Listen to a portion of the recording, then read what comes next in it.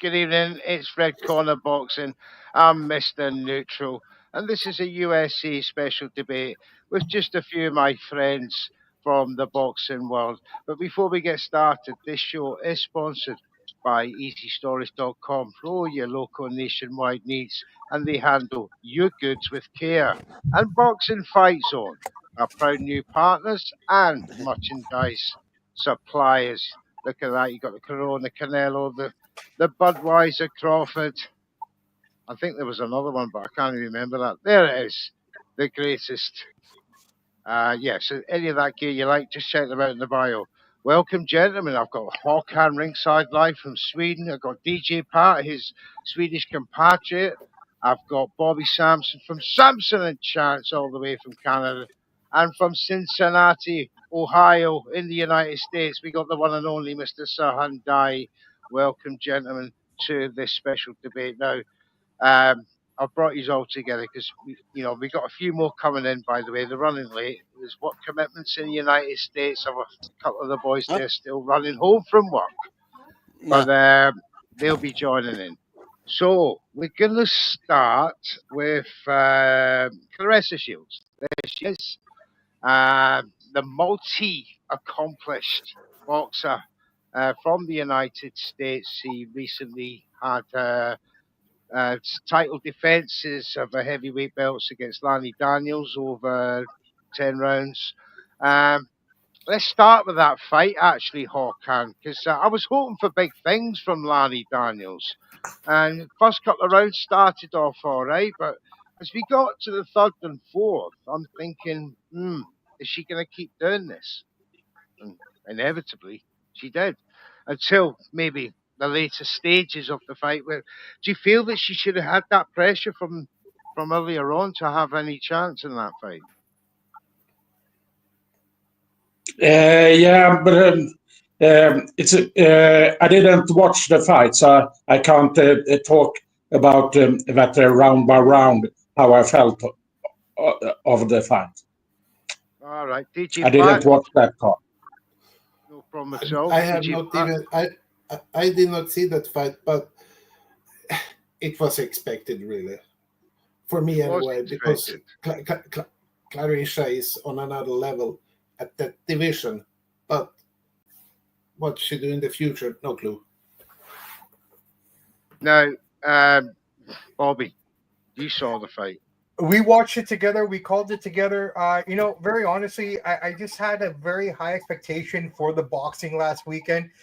Yeah. Everyone did what they were supposed to do, and I'm talking about Shushu, and I'm talking about Xander as well as Claressa. They got the job done as they were supposed to, but it was lackluster. The whole weekend was lackluster. That fight was lackluster. Round by round, you just saw Lanny jump on her bike. She tasted her power. I think she should have been able to kind of contend better with it. I almost feel like she was trying the Rocky Balboa, the recipe of Rocky Balboa, wear out your opponent and then try to come in later on in the rounds and try to get the job done on a tired opponent. But Claressa, you can see she was getting irritated by it initially in the first 3 rounds, but then she settled in and she started to land shots. Lanny started getting tired. The one problem with Claressa is she should have gotten a knockout, but like we talked about earlier on before the fight even started, the lack of power she has. She only has 3 knockouts to her name. So, she's a great boxer. I know we thrashed her a lot that day. Not very, very, I'm not saying we weren't unkind, but we weren't very complimentary to her old GOAT status, right? And in my opinion, I think that just kind of proved it. That solidified it. I'm not saying she's not great. I'm not saying she's a good boxer. She's amazing at what she does. But honestly, I've said it before and I'll say it again here. Anything middleweight and up in the women's division, it's like watching women's boxing in 1989. There's no one there for her to fight against. Right? And we talked about it. What's it, Savannah Marshall that she fought? That she had her hardest fight against. Yes. It certainly was a hard fight. A lot of the. I mean, if I come to you, Sahan, you know of Claressa, obviously, and her journey, especially when she went to the UK. She beat Savannah Marshall, to become the unified super middleweight champion. Since then, has she been trying too hard to knock people out, to up that stats in her resume. Because it certainly looked like that to me on Saturday night. She was trying so hard to knock out Lanny Daniels in the other round instead of boxing. What do you? I thought she should have been better than what she was. She did get the job done, which was pretty much expected, as Sampson perfectly said. But I thought she was pretty good for the most part. She's a case where I thought this should have been better, or should have been more than what it was. So of course, it's sort of hard when you're fighting an opponent who's going to be on a bicycle like the opponent was over the weekend. But she was good. I'll give her that. But I thought it's a case where she should have been more. It should have been more than what it was, especially when you're going to have that stature of the phrase "gwat" as she's been given over this whole time. Ever since the Marshall fight, I don't know, something a little bit has been missing, because with this one, if she looked good, but we talk about the eye opener, the one that tells everyone, hey, I'm Claressa Shields, I'm the gwat. I didn't think she showed that. She just got the W as expected, nothing more than that, but should have been more than what we showed. But then again, it was also hard that the opponent, after she felt the power, just decided to take off the way she did. Excellent. I think she had taken off before the fight even started, man. I agree. She was already on her bicycle from the beginning of the round, and it makes it tough. I get that completely. But if you're the GOAT, you got to be able to find a way around that and make it work in your advantage. And she didn't do that. I agree. Now, some of the positives I could take from her performance, and we have seen the stinkers in New York, Ramirez and Haney, Teofimo Lopez, and his opponent to an extent. It was only sort of Rolando Romero's performance that sort of saved that day. Canelo and Skull, for instance, that running track star stuff. Charlo and Canelo. Yeah, what I saw with Claressa, which not a lot of people are probably given much credit for, but it's the nuance of the situation where she could have chased Lanny Daniels around all night, but she didn't. Round 5, she started changing her tactics. Right, I'm not chasing you. No, sorry, it was round 7. I'm not chasing you. I'm going to play rope-a-dope on the rope. I'm going to let you have some success, to let you get a little taste and a little bit of me. Have a little bite. Get your confidence to come forward, and then I'm bang. And, that was, to me, that's the strategy. And then it was working until Lanny Daniels, for me, worked out that she couldn't stop her. And that made a fight of it, sort of 8, 9, and 10. So, you're quite right, gentlemen. She did what she had to do. Some people will say it's less than convincing. I, on the other hand, I'll give her an 8 out of 10, because she had to switch her tactics. She had to stop running after her, trying to cut the ring off after someone who's just dancing around the ring. I'll give her some flowers for that, because, she showed the men how to do it in that situation, which is a bit embarrassing for them, somewhat. But, she's a free agent now, Sirhan. She has parted ways with Demetrius Salita after 10 years. What's the motive? What do you think she thinks she can achieve now? Is she going to try and entice MVP?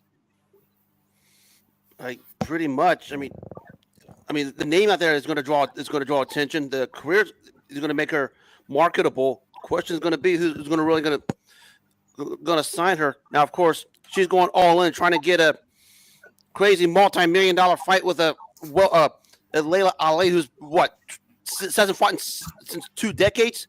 Well, she's 47. Yeah, but fought in 18 years. Right. Somebody will pick her up because of her namesake, but that's about it. Cool question is who picks her up, and as Sampson perfectly said, if she wants to move up, who's there for her to look good against? I mean, there's nobody. I mean, the women's boxing up north is just absolutely abysmal. So somebody will pick her up. I don't know who. I can't predict that, but as But what is there for her? It's a lot of questions that really need to be answered. 100%. If I come to you, Sahan, there was whispers of Matchroom and Clarissa. Anything you've heard on the grapevine? Honestly, no, I haven't. But I'm going to put her in with some of those ladies. It's possible, but that's probably the only real option there is, if there's any. But as I said, what really is there at this point? Wasn't there Anyway. a buzz that she was going to be promoted by her boyfriend's management, and Salita was going to have a finger with it also? That is what I have been reading something about. Okay then. And Interesting times. I think that Clarissa will stay free agent for her next 2-3 fights. That's what I think it will be. I agree. And I don't think Clarissa is any near to sign for MVP. They are not on the same page. So I can't see that at all. Yeah. Absolutely excellent points. It would take a comment of minds of an extortionate, amount of money to get them two together, and I don't think they're ready for that. If I may, so I look at it this way, very simply. I think one of the things that's holding Clarissa back is what she does outside of the ring. And that's something that a lot of these promoters don't want to touch. I mean, the only route for her, in my honest opinion, if she's going to join with someone, is MVP, because Jake Paul and that team are the only team, in my opinion, that can carry that energy with her and compete with that kind of energy that she brings. I think she would be a headache for Queensberry. I think she'd be a headache for Matchroom. And quite frankly, all the women are already on that card. But here's the big issue. Who does she have to fight, though? If she's not going to come down and wait, and if she's going to stay where she's at, there's really nobody there. I look at Clarissa Shields as, and I'm going to the UFC a little bit, Amanda Nunes at 145. Who did she have? She didn't have anybody, right? I mean, as far as the women's division stops, it's at 135 in the UFC. And I think in boxing, I think it stops at 154 for the women in terms of having solid fights or across the board with stiff competition for everybody. I think her best option is to go independent and just sign with the promoter for one match as she goes along and develop a relationship. I mean, this is the thing. At that weight that she's in, the most viable fight, I feel, Shady Green or Franchone is a great rematch, but that Layla Ali, probably the only one that has the most money. And Layla's 47. She's not old, per se. I mean, if Manny can come back and do it, And Shady Green, if that fight it's gonna happen, Clarissa is to work with the MVP, and I don't think she will work with the MVP. Well, that's my take. Is there there is some grudge between Clarissa and Jake Paul, what I have read. I was going to say, it doesn't yell. I was going to say, is there friction between Jake Paul and Clarissa Shields? Seems to be like two massive egos that just wouldn't mix, in the business world. So, Hey, I mean, if I'm to look at if I'm to look at her opponent, so I think the Franchone Cruz-Bezan fight is the fight that is easiest to make. So I think the rematch with Franchone Cruz-Bezan could happen. Right. That was a pro debut, Clarissa Shields. It was Franchone Cruz's pro debut as well. There is call for that rematch, but I was hearing, rumors that there's now some spike between them. That could be a fight that's very much on the cards. But is there going to be a case where Clarissa could say to the likes of Shadiza Green, to Franchone Cruz-Bezan, and to Savannah Marshall, put on £7, come and see me?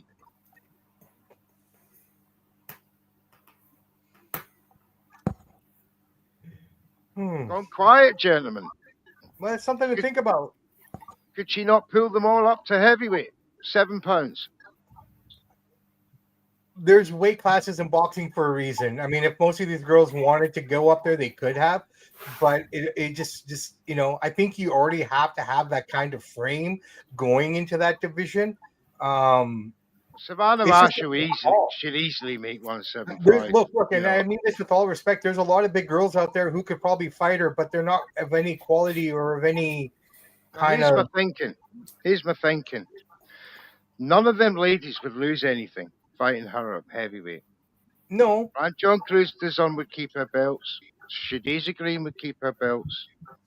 Right, Savannah Marshall's got no belts, so that rematch at heavyweight for me in the UK, a cross promotion between again, no Savannah's with MVP, isn't she? See, this is what I mean. Yes. That's going to severely limit who she can fight next. And I would not like to know where she's going to go, but look, we're going to move on. We've given her 15 minutes. It's an interesting topic.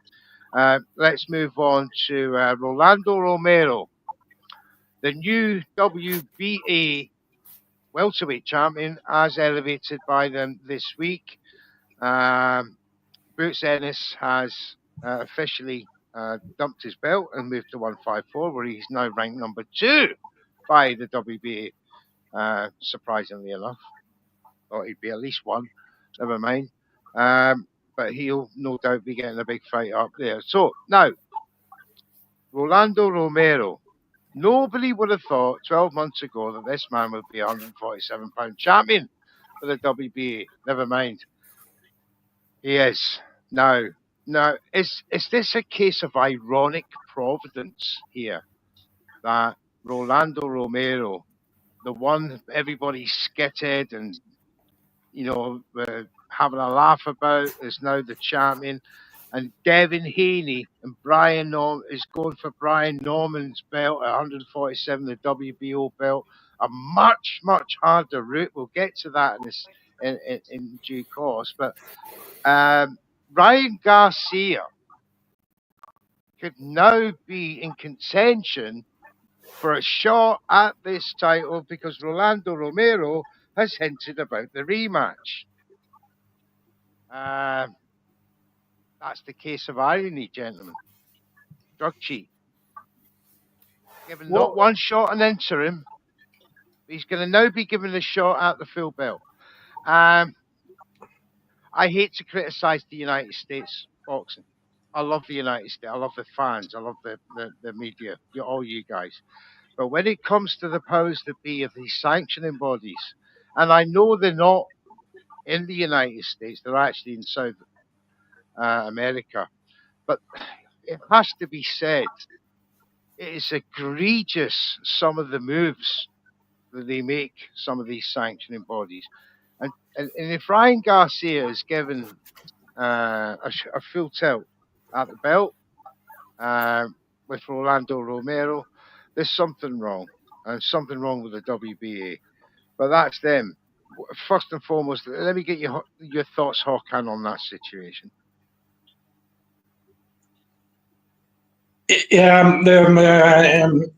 Rolly Romero is interim champion and the belt is vacant, so it's no surprise that one where they do when an interim champion and the belt is vacant. So they elevate the fighter to full champion.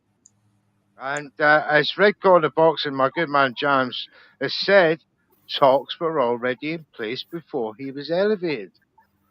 That's just talks. There's nothing on paper. I would have thought Rolando would, but I get it. It's big money, especially if Tucky Al-Sheikh goes, let's get it on PPV.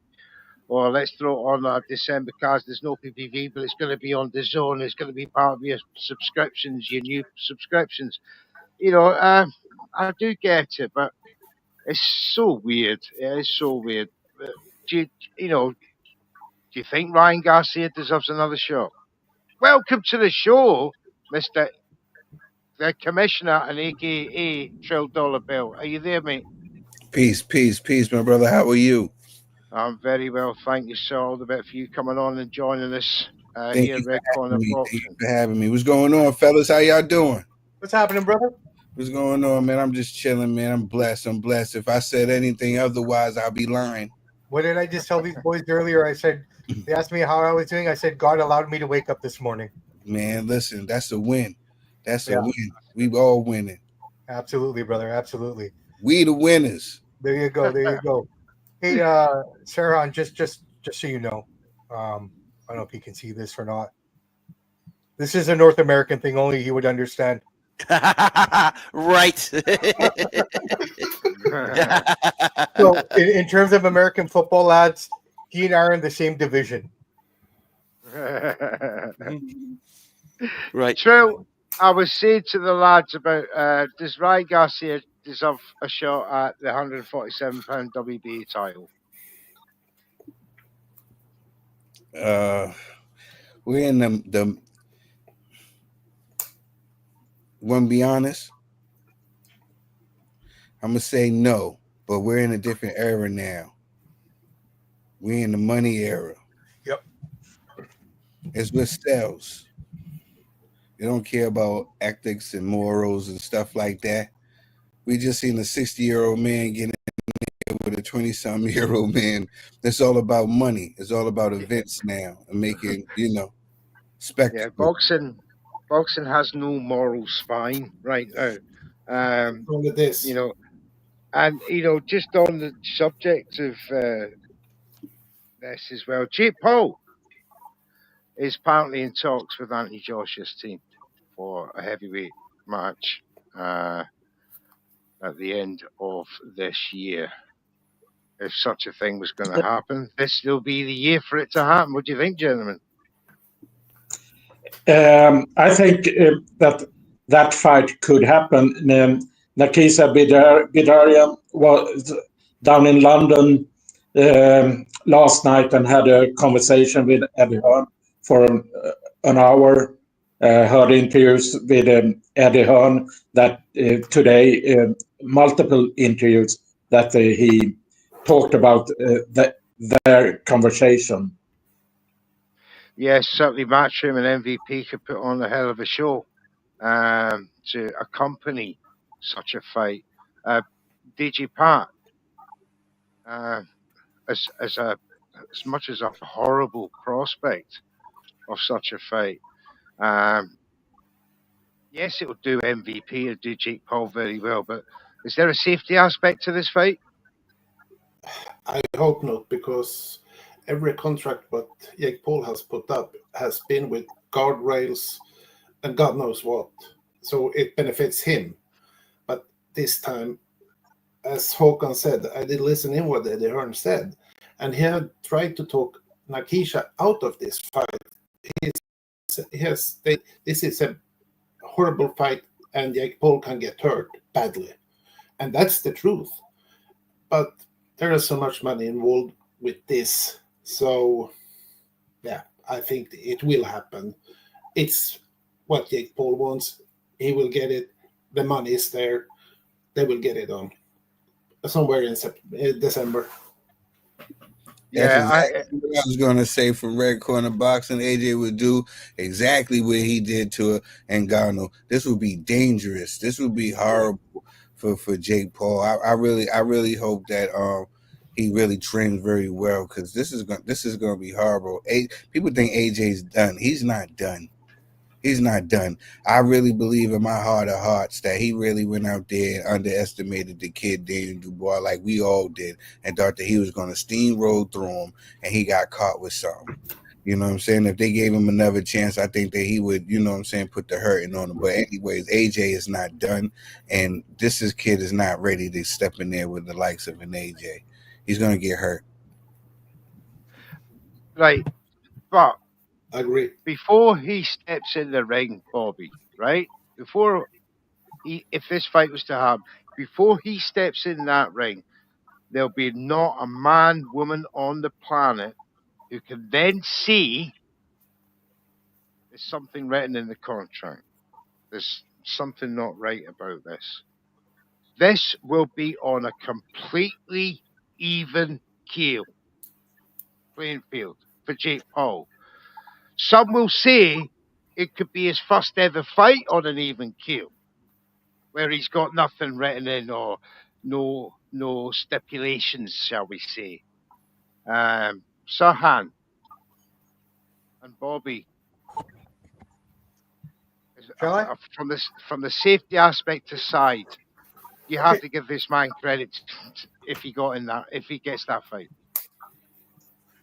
Okay, I look at this fight this way. I mean, I can understand why Jake Paul is doing it. Coming off that fight against Dubois, you got to think AJ psychologically has to be wondering about his chin and wondering about, what he has that way in that sense, right?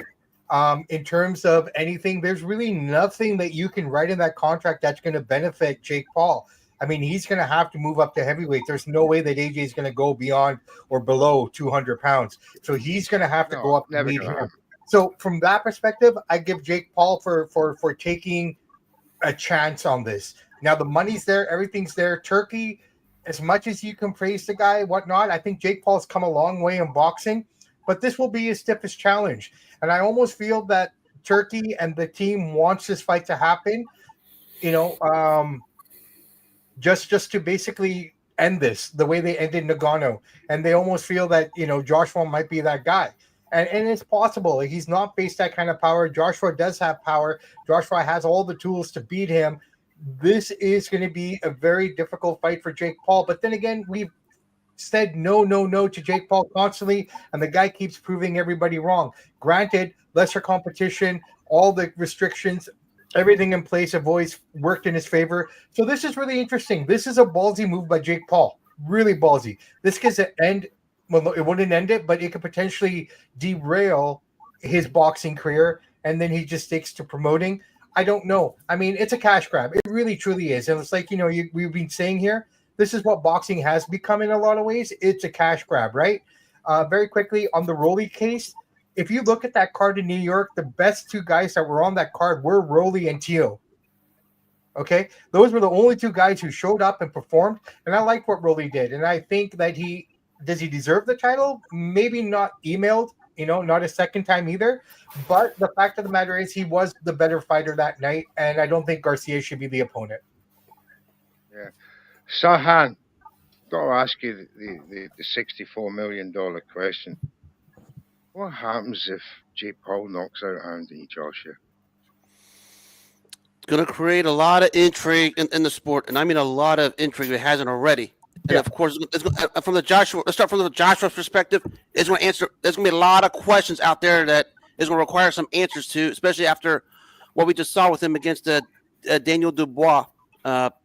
But from Jake Paul, it'll create some extreme intrigue moving forward. We consider what he's able to do up to this point. It is possible because we've seen what happens at times when Anthony Joshua gets hit, and they're heavyweights. We know this.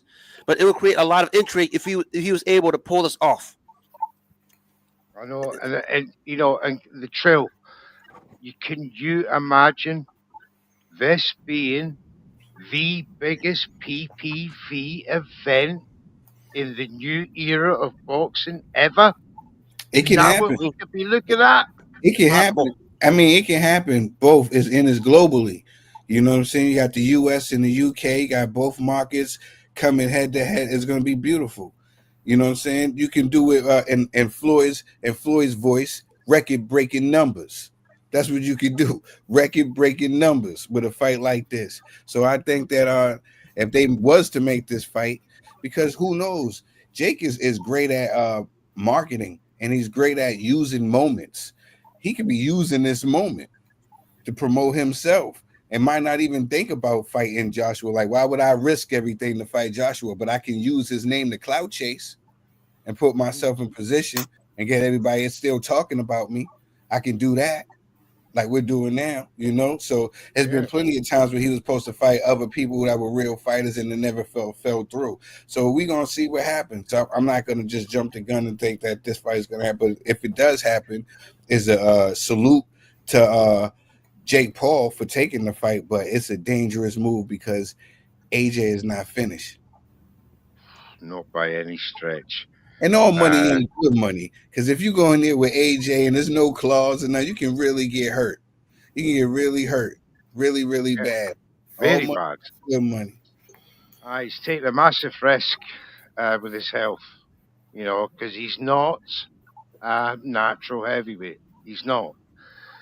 I've seen the boy grow up from a skinny wee thing on Disney with my kids to what he is today, and he's never been hefty boy, and there's always been that air of, has he been using steroids?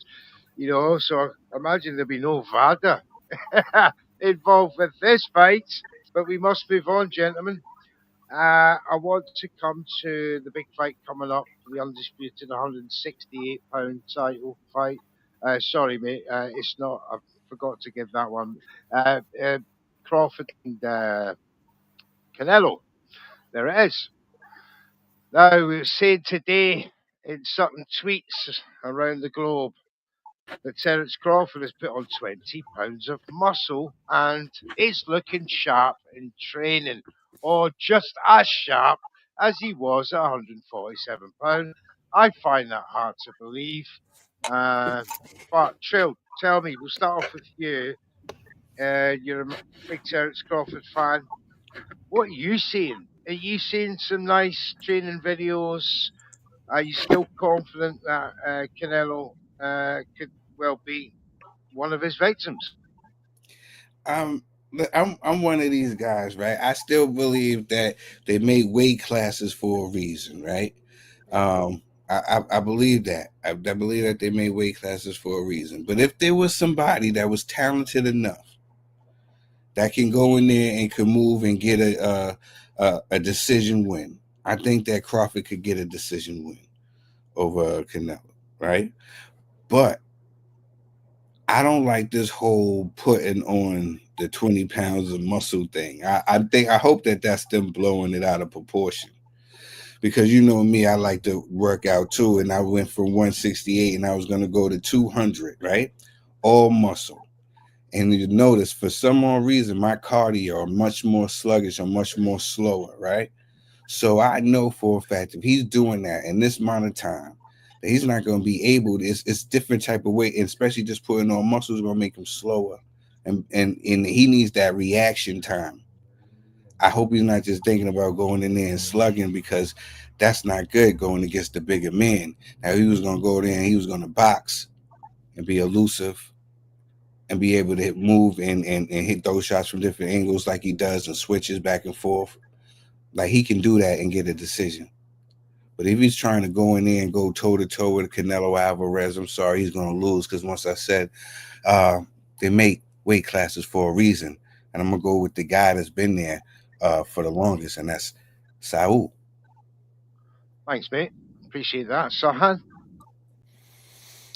I like what he just said about this thought of him putting on muscle weight. It's not a good thing, because if you're going to beat a guy like Canelo, you better have good conditioning like Floyd and Dimitri Bivol did. Yeah. And Crawford's one like them. He relies on speed and timing and technique to time you perfectly, like he did with the Errol Spence Jr. fight at welterweight. And if you put on muscle mass, that's not going to help your that regard, because your stamina is going to start to go down a little bit. Now you're messing with a naturally bigger man in Canelo, who not only is he strong, but also has better boxing ability that people are giving him credit for. And everything with this fight, the only way I can see Terence Crawford winning is if he stays in shape and doesn't put on this supposed muscle like everyone says, because he's messing with a bigger man who's going to be coming at him. And as far as the thought of him trying to slug with Canelo, he's asking for a short night if he tries to go at it like that. Exactly. I'm going to lean slightly toward Canelo, although I'll personally acknowledge on the Canelo end, he hasn't been stellar in the last 5 or 6 fights. I think for him with this one, he needs one of those performances for himself to show the world he's still Canelo, to show the boxing world he's still here, because he, in the pound for pound rankings, he hasn't done anything. Even though his career accolades still put him up there, He hasn't had that quick performance I can think of over the last 4 to 5 years. I think this one, he needs it to show the world he's still here. I probably give a slim nod to Canelo, largely because he's just a naturally bigger guy. I think this one goes the distance because we're talking about two of the better chins in the world, and Canelo and Crawford. I'm thinking I would say Canelo on a close but unanimous decision. Thank you, Sahan. DG Park. Well, I can see Canelo take this pretty easy in my mind. There are a difference between these guys' levels in weight, and Canelo is the natural one in this weight division, and he's a heavy hitter. And sooner than later, he will caught up with Crawford, and then he will exactly do the same what he did against Billy Joe Saunders, find a way to take him out. Good point. This will never go the distance, never. What about you, Håkan? I think the fight will be competitive, and I think it will go to a very close decision, probably a split decision, and and the judge is gonna decide who wins. And if you ask me what I think that that Crawford could take it on a close decision. Very good, very good. Bobby, I know you're in and out there, mate. I was just saying about Canelo and Crawford. Crawford's putting 20 pounds of muscle, as reported, inverted commas. So going up to 168, is either going to be water or muscle. Do you feel that if you put on all muscle, that you'll have not only a speed issue, but you have a stamina and a lactic acid issue Absolutely. of a man going up to that weight? And would Yeah, Canelo not recognize that, having been through it himself, jumping from 160 to 175 pounds, or was 160 pounds? So he's gone up all through the thing. And naturally, the bigger man is Crawford having to come up with a brand new strategy never used before. I completely agree with you. Muscles need oxygen, and the longer that fight goes, if he's put on 20 pounds of muscle, he's gonna burn out quicker, right? Lactose. Look, man, you can train and train and train, but until you actually get there in the ring at that weight, and actually that bell rings and round one starts, you don't know how good you are at that weight, right? That's just the reality of combat sport. When I look at this fight, I'm going to go Canelo, obviously, for the fact that it's going to come down to that power. I don't think Crawford, the level of competition that Crawford's fight, nothing against them, they're good, but he's fought nothing like a Canelo before, right? And we've seen in the past, once those guys get a taste, that first body shot, that second body shot, most of those guys have to change the way they're going to fight Canelo. You can't go inside. You got to be careful because he'll destroy that body. So the way I see it, honestly, I think this is going to go decision. I don't think, and again, in the comments, without the tainted meat, I think Canelo lost something, right? His last fight, since he's kind of cut off the juice, he hasn't looked great. He's finished off his fights. You look at all the guys that he's fought, everyone else has knocked them out, right? Munguia's been knocked out after fighting Canelo. Scroll got, you know what I mean? Orlando. Exactly. So right across the board, Canelo gets the job done, but he wears you down and he breaks you down. So straight up, Berlanga as well. Absolutely, right? So, at the end of the day, I think it's Canelo's to lose. I think Crawford has to adjust on the fly. I think he's going to have to deal with a lot more than people are thinking of. The weight, up in weight, like we said, 20 pounds of muscle, I don't think that's necessary. I think you need your speed, and I think you need your quickness to fight against Canelo, to move in and out. His only options are punch, move, punch and move, punch and move, and wear him down that way, and then look for your openings as the fight goes on. That's the way I see it. But if he gets knocked by Canelo's power, those body shots, they're hard, man. I don't care what anybody says. Like, this guy spends dedicated time just to power shots. Just He'll on that spend bag. Seen it. on that bag, just punching it for power. Great point about the body punches. Great point about the body punches, because after one or two of those, you don't know how person's body is going to react getting hit down there. We talked about the oxygen, putting up all that weight. How do you lose oxygen faster? Get hit into the body. That's one thing we're going to find out about if Crawford made the smart move to jump up the weight with all the muscle that's been rumored. Now, yeah, absolutely great point. Now, this is what I see.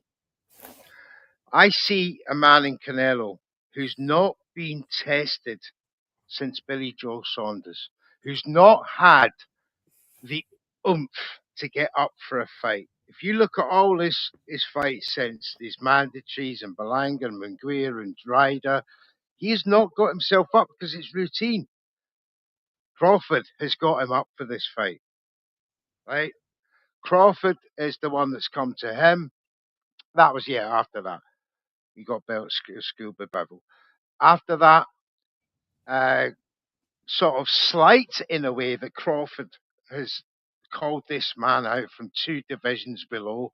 And, then he went to 154. He's going to have the fire in him. He's going to have that Mexican tortilla fire. He's going to drink some tequila in the dressing room, and he's going to be up for it.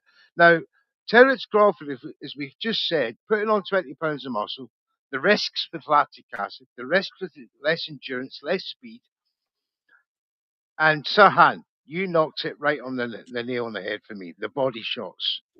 When they start taking their toll after 2 or 3 rounds, when you got a fired up Canelo, I fear for Terence. Now, and this is what I was talking about with a brand new strategy.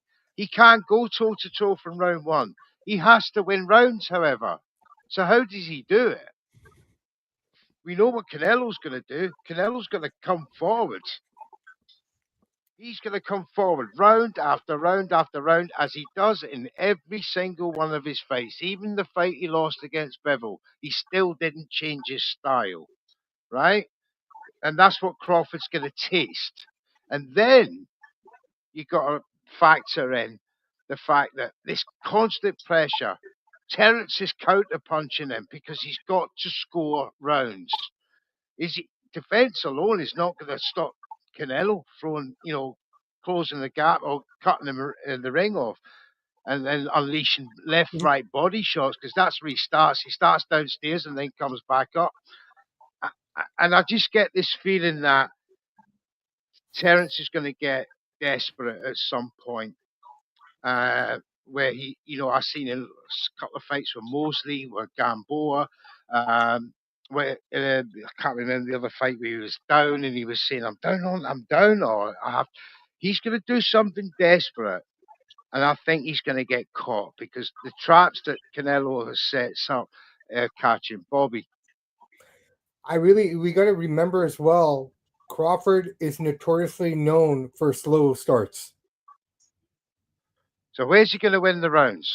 Well, I think personally, like I said, he has to start fast. He can't start slow against Canelo because he'll get caught. Crawford's known to download information and then he takes over fights after the 4th, 5th round, right? We've seen that time and time again with him. So does Terence. No. I'm talking about Crawford. That's who I'm referring to. Yeah. Right? So he needs to start fast. And I think he needs to work behind that jab. And like I said, he needs to move in and out.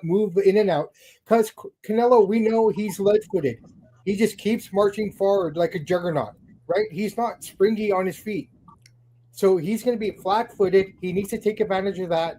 Crawford needs to take advantage of his speed and be able to jab, move in and out, and look for that counter punch. That's his only opportunities early in the round. That's the way I see it.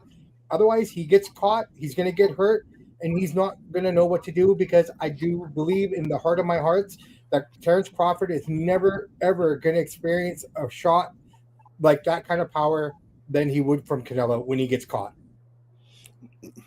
It's that accumulation I'm worried about, Bobby. You see Costa come out fast. Lactic at 37 years of age is just going to hit him if he starts throwing 40. What he really needs to do, Mr. Neutral, is we all know what he needs to do. We've been watching Canelo for a while now. We know the secret to beating Canelo. and it's Rebel the jab. style. It's the jab. You got to put the jab on. You got to come out there and fire that jab and keep that jab out there. And that's the way to beat Canelo, is you got to really use the jab. You got to be Larry Holmes with it. He has to be Larry Holmes. He just wishes he had that 84-inch reach that Larry had. He Going got to into this use the fight. jab. But That's look, gentlemen, you got to move in and out, jab, move, jab and move, jab and move. And if there was Yeah. ever a fight that his jab has to be 100%, it would have to be in September. But you know what? We're talking about it all. I'm sure they're aware of all these things, so I'm sure they're trying to figure it out. But I mean, yes, absolutely. but at the end of you the know- day, once you get in there and you see it, and it's in Allegiant Stadium, boys, it's huge. I don't think Yeah. Crawford has ever fought in front of that many people. To be fair, I could be wrong, but I don't think he's ever fought. What was front that of- stadium? What was that stadium in LA they fought at? Outside. Which one? The Crawford Madrimov. Oh, that was an arena fight. It wasn't even in a stadium. It was a stadium. The stadium Was fight in LA Yeah. at the Ring Card event. Oh, okay. Ring Yeah, card. you're right. I can't Sorry, remember. you're I can't remember what football team it was. The LA Rams. But it wasn't, obviously it wasn't full by any stretch. It was Yeah. the very first US Turkey card over there, and it bombed. Remember that halftime show with all the rappers and stuff that they done? Yeah, I remember that. Now, moving on. The venue was BMO Stadium in LA. BMO Yes. Stadium in LA. And the There other thing you go. got to take into account here, like, and I'm sure Saran and the commissioner can agree with me, Vegas is Canelo. Canelo is Vegas, 100%. right? Especially on This is Especially gonna on be the Mexican first Independence fight Day, where it's going to. Sorry to interrupt. Yes. Especially on Mexican Independence Day, where it's going to be Mexican invasion for Canelo. That's what's going to Yes. fill You're Vegas gonna on that have- fight. You're going to have about 68,000 pro Canelo guys and girls in that ring. So Can I'm curious you to see how the psychology imagine? affects them as well. That's going to be interesting to see as well. Can you imagine a sea of red, white, and green flags? Nothing to All around imagine. that. We've seen it. So we have. Goodness. Well, the Nothing to imagine. spectacle's You're coming. gonna come The out with a spectacle- mariachi band and everything. Yeah, the mariachi band going crazy and everything. This is what America needs, though. This is what America needs right now. North America must be fair to Mexico and Canada, the whole region around there, because it is USC versus Mexico on Independence Day. That is just something else in itself. The two biggest stars of each country. Right, moving on. We wish them well. We obviously we're all going to be there doing our thing. Can't wait. But let's move on to the final subject, gentlemen, and that is in November, I believe, with Devin Haney and Brian Norman Jr. from the EMB Arena in Riyadh. Brian Norman Jr., the WBO champion, against Devin Haney, who's the ex-WBC 140-pound champion. Shouldn't it really be Devin Haney versus Rolando Romero? Maybe, I don't know. I've got I've got things mixed up, and who should be doing what. But it is what it is. Devin Haney has got to give him his due. This is such a hard fight. As inexperienced as people think Brian Norman Jr. is, we've all got to agree that this is a dangerous young man.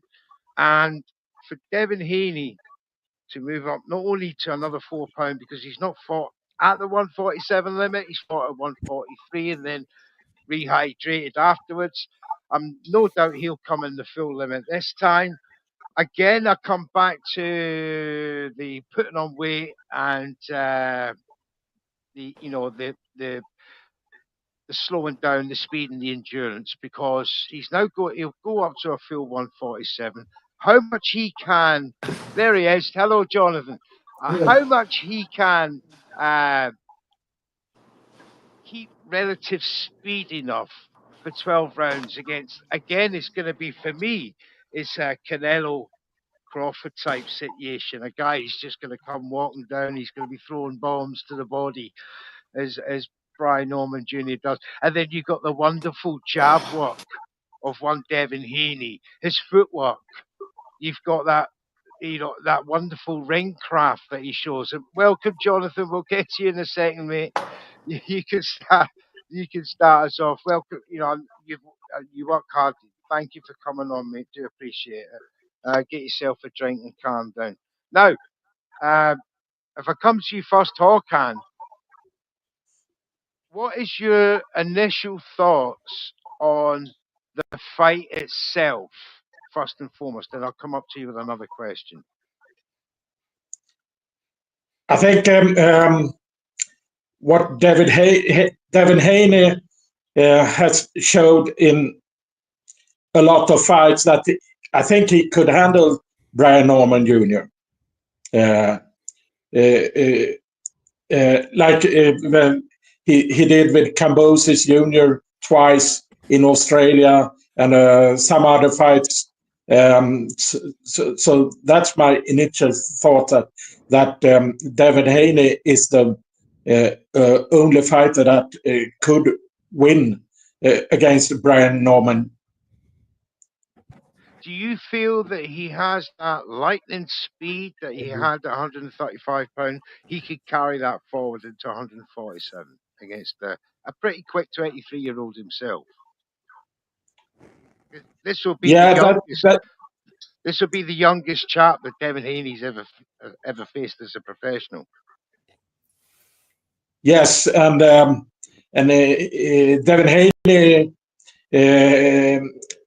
himself was broke through very young, and so I think that he could do it, but it will be a tough ask.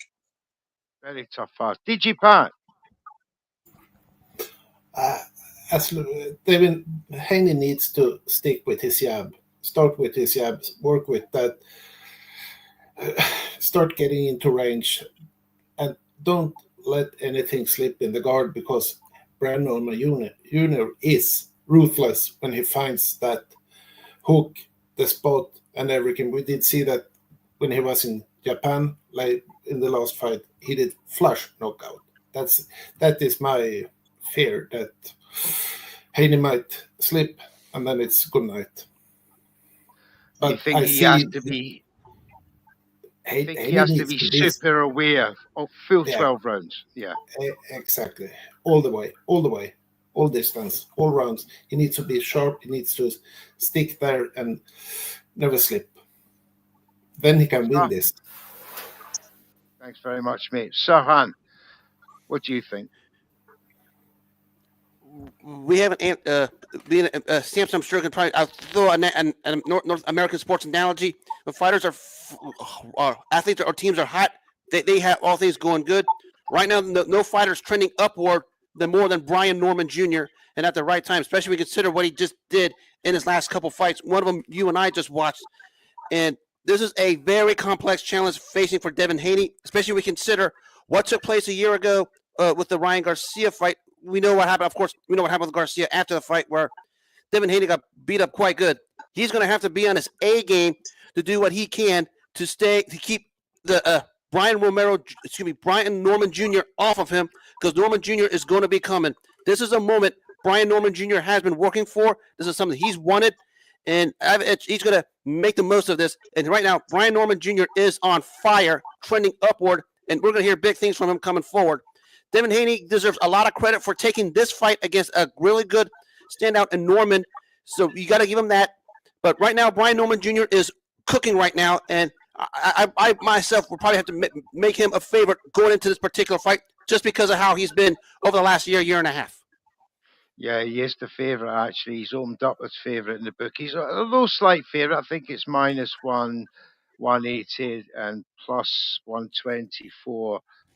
Devin Haney, which is, it's minuscule in the world of betting.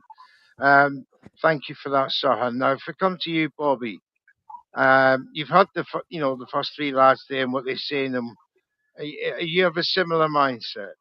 I do have a similar mindset. I mean, if you look at what Haney's done, he's looked good. I give him credit for that. And yeah, he beat George twice, but he fought a George who I personally believe caught lightning in a bottle that night against Teofimo. He was never the same boxer again. I think that Haney lost to Lomo, in my opinion. I really do. I still feel really strongly. I think he didn't win that fight, but he got the victory. Fair enough. I mean, that's in the books. It is what it is. Now, did he look great on the ring card? He looked okay, but he didn't look great. I think he's still scared about his chin. I think he's scared about getting knocked down. And after what we saw Brian Norman do in Japan, that was scary. Even he was scared. Even he was scared looking across the ring and watching this man being carried out in a stretcher. He felt bad. It hurt him. So that being said, I really feel, this fight's in November. A lot can change. A lot can happen before that time. We know that. But in my opinion, it's Brian Norman's fight. I think all the pressure is on Devin Haney to perform and come out. Brian Norman has nothing to lose in this fight and everything to gain. Where Haney, this is make or break for him, in my opinion, in terms of where he goes next. I'm not saying he's washed up, but Haney's got a lot to prove coming up into this fight. And respect to him for taking on this challenge, because this is a big challenge. This is, not a safe fight for Haney. I think Haney needs to stop fooling around with social media and all the nonsense that he's been doing out there and focus on this guy in front of him, because this is not going to be an easy fight. If I have to make an early prediction, I give it to Norman, and I think he would knock him out. Same. Okay, thanks, mate. Trill Dollar Bill, You already. do you agree that the pressure is on Haney as the challenger to a world champion 147 pounder, and that he has to turn up with his A game Now, to beat you this know young what? man? I just think, with Roy Jones' song, what's that Roy Jones song? You must have forgot. You Yeah. must have forgot. And that's how I feel about when people talk about Devin Haney. You must have forgot. You must have forgot everything that this young man has done in boxing already. To a man who just came on the scene, who's had some high oppressive wins against who, right? You know what I'm saying? So we got to talk about that, and then we got to talk about somebody that's been champion before and has defended his belt and been multiple champion in different weight classes as well. I think everybody takes what happened to Devin and the whole PED, they holding that against him. The guy was cheated. Devin was cheated. You dig? He was cheated. Everybody keeps forgetting. I don't know what's the bias behind the kid, but he was cheated. So let's remember that. So then Devin goes in there and he has, I think Brian Norman is a sensational young fighter, but I think this is too soon for him, right? I think right now he hasn't got a chance to hone his skills. He's right up. He's just a strong kid right now, straight up and down, no special effects. Devin has seen this before. This is a Devin who has been, I've been watching Devin since before he was 10 years old, when he was in the Mayweather gym, when he was in there with Senior, and we was hearing about him way long time ago. Y'all must have forgot. This is Devin. Devin is a class act. He's one of the guys who did it the right way. We seen what happened before. We seen what, and he's seen what. I think that, what? The worst case scenario I see happening is that we get a Ramirez type of fight again, and Haney still wins. He pulls off with the decision. I think that everybody forgets who this young man was and who he is, and at the end of the day, he showed nothing but heart, even in that fight against a guy who was on PEDs. He kept getting up. Why are y'all questioning his chin when he kept getting up? I just don't see it. Maybe that's just the helpless romantic in me. I'm sorry, but let's give this kid the benefit of the doubt. You must have forgot. The bookies are not though, Trill. The bookies have him as an underdog in this fight, and as they should, because he's the man coming up against the champion, right? So I can see that respectfully. I can see that, but all the other hoopla and stuff like that. Come on, let's just give this man a little bit of more respect. Let's give him a little bit. I think that the due respect is definitely there, because the kahunas to go from virtually 135 to 147 in the space of 2 fights, it's pretty impressive. He's doing what other guys are doing, like Canelo. Undisputed at 135. If I was to take sorry, mate, if I was to take the same mentality that Crawford and Canelo, that weight divisions are here for a reason, then I've got to give the benefit of the doubt to the power man at 147 pound. Now, what do you say to that, mate? What I said to that is how you move up. He's not jumping up 2 weight classes. We just seen him at 140. This is how you supposed to do it. You're supposed to do it for one weight class to the next weight class to the next. When you see some fighters that dare to be great, that's them jumping 2 weight classes, maybe even 3. But usually that's what you see. Somebody going up. So I understand them being the slight underdog. We're going against the power puncher. They got this young hot kid. The perception. Perception is big in boxing now. You know what I'm saying? So you got the perception, and then you got, the things, the how it goes. He's the champion right now, and he got the guy moving up in weight. So that's why I can see they've got the odds makers a little bit going towards a Brian Norman Jr. But don't get it twisted. Devin Haney is going to go in there and he's going to box this young man's ears off. This is what he's been doing, and he's been doing it longer. That's all I got. Thank you, Trill. Listen, Jonathan, welcome to the show. Even Jams is saying, what's Jonathan's thought on this? He can't wait to hear your thoughts, mate. Devin Haney, Brian Norman Jr. Caveats and obstacles for Devin Haney as the underdog. How do I want to frame this? Can y'all hear me good? I put the microphone inside the nigga. Yeah, we got you. Fine, mate. All right. Boxing wise, Devin is not the underdog. Okay. This is going to be Devin's second fight at 147, so he's going to be up. Now, Brian Norman Jr. is a lot like Jose Ramirez in the sense that he has to be set to throw the punch he wants to throw. It may come out different. I think when people are looking at the Jensen Saki knockout where Norman kind of jumped and leaped into it, when he telegraphed that punch. But if Norman has to move his feet in order to get to a lot of things from what we've seen already in previous fights with Norman, that's where he struggles at. Devin, great job of knowing how to feint at punchers, because punchers are going to be punchers and they're always going to have to set a foot before they're going to actually punch, where Devin's going to always do it on the move. That's what he's always known. The kid is shell-shocked by any means. He's winning a fight. I don't think there's no way you can tell me a man if he was shell-shocked just from getting hit, like Trill said, the man, he got put down and he got right back up every single time and kept fighting. And then arguably still won the fight with a knockdown, with the knockdowns. So it's not like we're discussing anything of Devin's chin, because he's gonna get up. The third part about that is what people are missing is related to that Ryan fight. Yes, he got hit by the right hook, the left hook, I'm not discrediting that.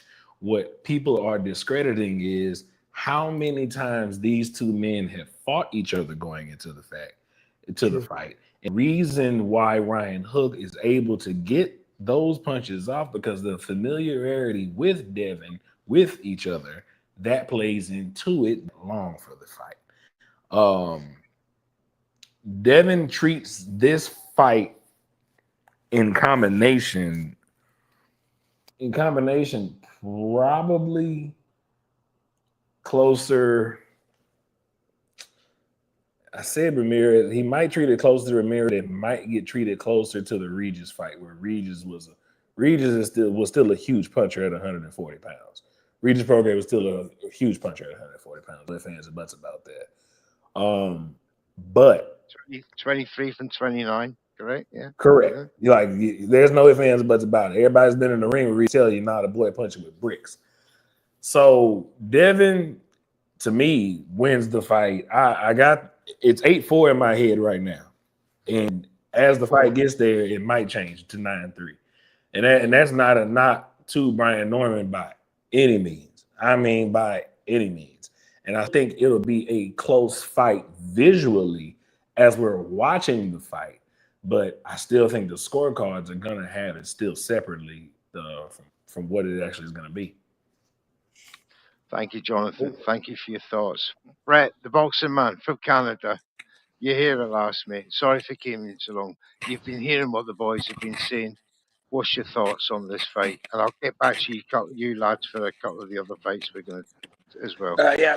First of all, apologies, family taking over at this time of the day, but pleasure to be on here. And to rewind it back, whoa, my boy Trill was cooking then.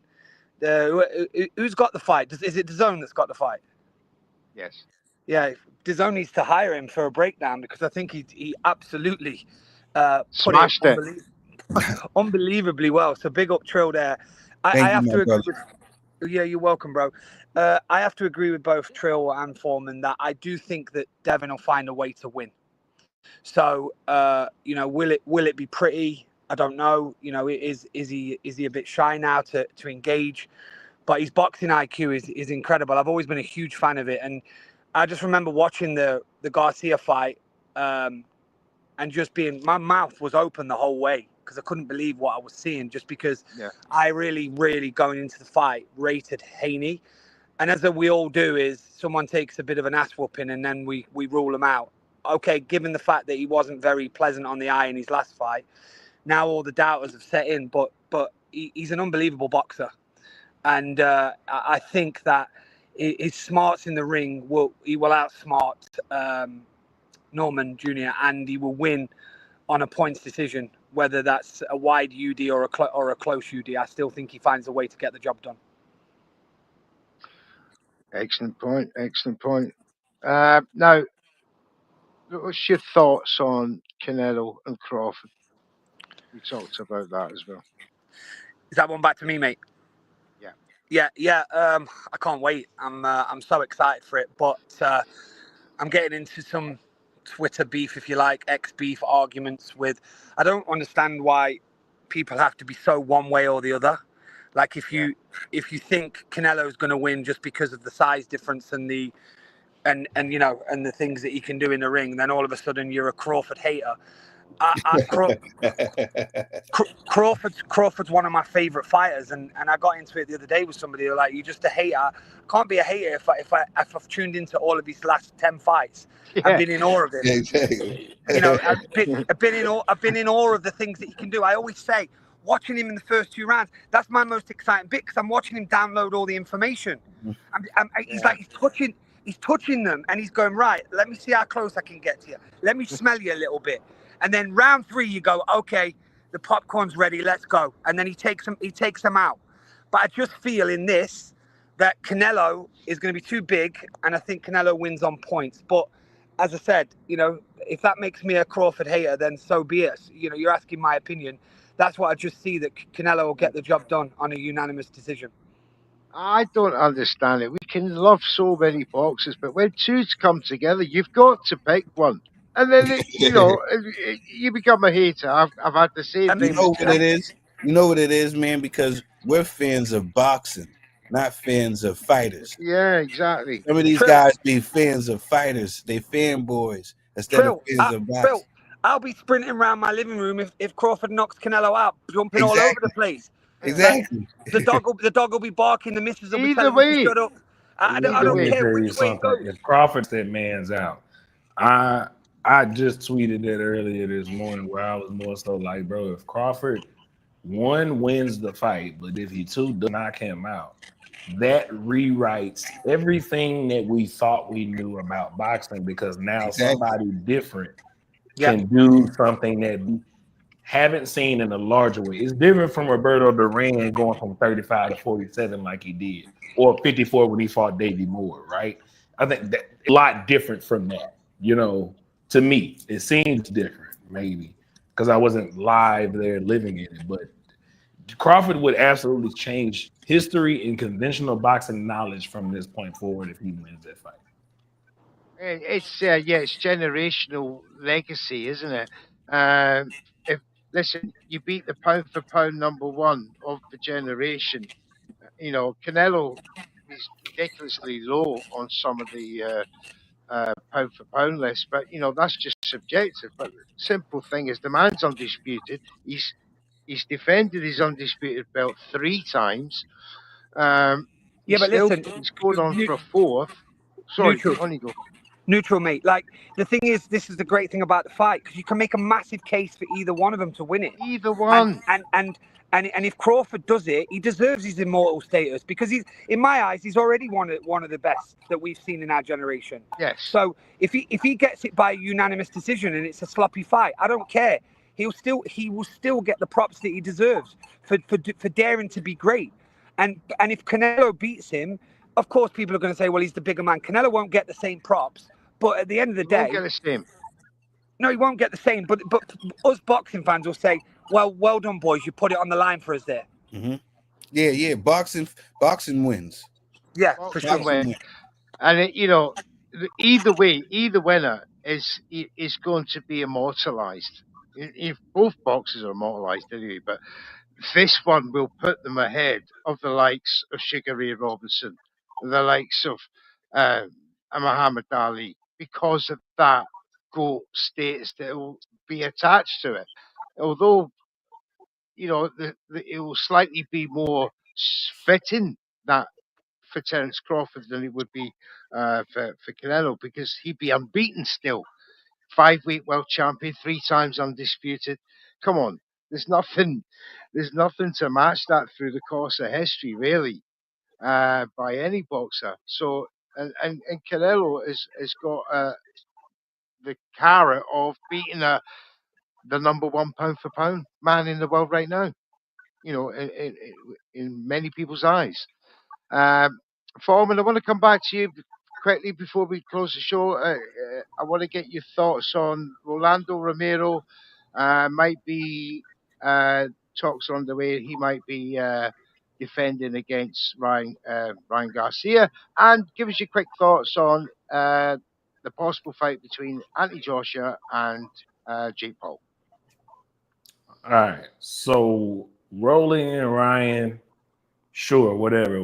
47 is a shit division right now as far as the champions go. I hate to say it like that because they're world champions, so I'm not trying to necessarily discredit them.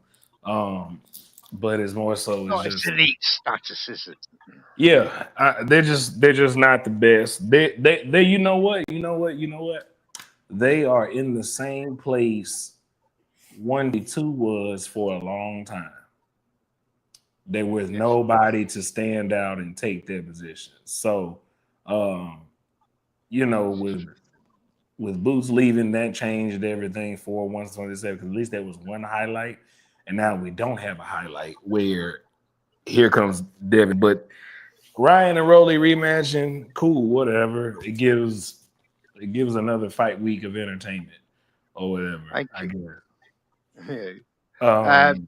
And then Anthony Joshua and Jake.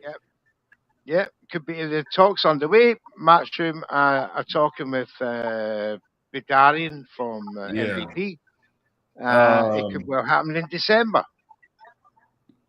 My favorite words as it relates to this in boxing: you don't get what you're worth, you get what you negotiate. And in this case, both of them are gonna get what they're worth. So you know what I'm saying? I ain't got no beef with either one of them catching a paycheck beyond any money I'd ever see. It is what it is. Jake, I'm not mad at Jake People are mad at Jake Paul. I don't understand why, because Jake Paul has built his career, and I say this from a fighting perspective. He fought the random people, which every fighter in the history of fight, 98% of fighters in the history of fighting have done the same thing. I'm gonna fight this old guy here, this dude who's been tossed off to the side, not even an alpha letter ranked fighter, because you got A through F, and dude who ain't even ranked on the letter scale, found somebody who was a pro debuter, go fight. And then, you know what? Let me throw some MMA guys in there, cool, because they know how to fight. They may not know how to box, they know how to fight. And then, fuck it, a celebrity want to get in there, fuck it, let me get in there. Excuse my language. Forget it, let me get a win there. And that is actually how boxing is ran. I think the lack of education of people that understand how boxing actually is ran is the reason they have issues with Jake Paul. So for Jake Paul getting the win against Chavez Jr., and you know, it is what it is. He got a win against a former champion in better condition than any of the other former people that he's fought outside of Tommy Fury, I guess. And then he gets the popularity. He used what he had to get himself where he needs to be. And if everybody, fighters wise, business wise, can take note of what Jake Paul did and use it for themselves and get them an Anthony Joshua payday. That's it. You got to give him his props, because all I know, 2 years ago, no one would have, if I would have said Jake Paul would be fighting Anthony Joshua 2 years ago, every single one of you be calling me insane. Right. I want to go to you, Trill, before we finish. Right. You still there, my man? Yes, I am. You've got Rolando Romero fighting Ryan Garcia in November. You've got October. You've got Brian Norman versus Devin Haney. If Devin Haney and Ryan Garcia win their respective fights, what a unification that would be. Lick back, the big fight, number 2. Are we talking Providence? Are we talking destiny here? $12 bill. I mean, they will make a little trailer for this where all roads make lead a film. to each other. You know what I'm saying? Make a movie, man. Yeah, a little movie saying that all roads lead back to each other, you know, and who could be, if they both get the belts, you know, they can unify and then, you know, and take it from there. But the first guys got to take care of the guys that's in front of them. Yes, they you certainly know, have. give people the victory before they got them. But yeah, they got to get rid of the guys that's in front of them first, because Rolly might go in there and prove that this ain't no fluke. He might be the Vernon Forrest to the Sugar Shane. You know what I'm saying? Yeah. Like how, you know, Vernon Forrest was the Sugar Shane. He could be, Rolly could just have Ryan's number. Ricardo Mariota and Vernon Forrest too. Don't forget about that. Exactly. I'll tell you what. You could just have it. I wouldn't bet against the 2 underdogs in Haney and Garcia now, because now I've said that, things are going to happen. I've got to bet against him now. Oh, shit. Never mind.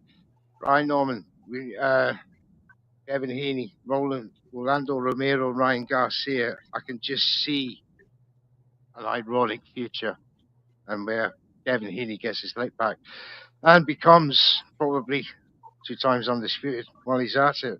Especially, as you said, Foreman, it's the worst welterweight division in quite a while. Well, look, gentlemen, that's the end of the show. I want to thank Håkan, ringside live from Sweden, our Prediction One League, almost the winner, 4 weeks to go, mate. DJ Pat in second place from Sweden in the Prediction League. Thank you for your time, gentlemen. From Canada, Bobby from Samson and Chance. Thank if I may, sir. Sorry to cut you off right here. If I may, Jonathan Foreman, if I may, at this opportunity, we did a great tribute show for your uncle, but because I've actually get to meet you for the first time, I want to pass on our condolences to you and your family for the loss of one of the greatest boxers ever, brother. The memories that I have of watching him in his prime with my father, you know, that's what he gave to us, and he taught me how to eat healthy too. So I just wanted to take this opportunity to pass my condolences and our show's condolences on to you and your family. And thank you to your family and your uncle for all the great stuff that he gave us. Thank you. I appreciate it. And if George heard that, he'd laugh in a good way and say that's Absolutely. What it's all about, enjoying boxing with your family. So thank you. And a cheap plug, man. Exactly. And it's a cheap plug, man. I'll reach out to you. Hopefully we can get you on our show. I'm not hard to find. Neutral and Jams can find me any day they really want. On the cool. They paid. I don't know. That's up to them. I'm not hard to find though. I'll find you, brother. I'll find you. I'll find you. We'll have to get you on. Yeah, my usual changes next week. I go back to working 12 in the afternoon to 9 at night because I hate people. So I decided to like work with half of my staff. I split between both of my staffs on purpose, so that way I can see half of them in and half of them there. And then also I don't like people, so I get a chance to ignore a bunch of folks. All right, we'll wrap this up and then I'll reach out to you, brother man. Thank you again. Thank you for everything. Thanks, guys. And my good friend Trill Dollar Bill, aka the Commissioner. Thank you for having me, brother. You already know what it is. You already know, my brother. You already know. And John, as Bobby said, absolute pleasure to see you on the show and chopping it up with us, big man. And we'll be seeing you hopefully again soon. And Neutral's halftime talk will be back when there's a big UK card and a US card. That'll be at midnight UK time. Hope you guys can join us again. The big thanks to Sarhan, to Brett as well for joining us. My name is Mr. Neutral. This has been the USC Special Debate. We are proudly sponsored by easystores.com for your local nationwide needs. They handle your goods for care. Please give them a look in the bio. And Boxing Fight Zone, proud new sponsors and clothing apparel partners. Get some fantastic merchandise from them. Look at that. Bud Crawford, King of the World. Could be. You never know. I'm Mr. Neutral. See you next time.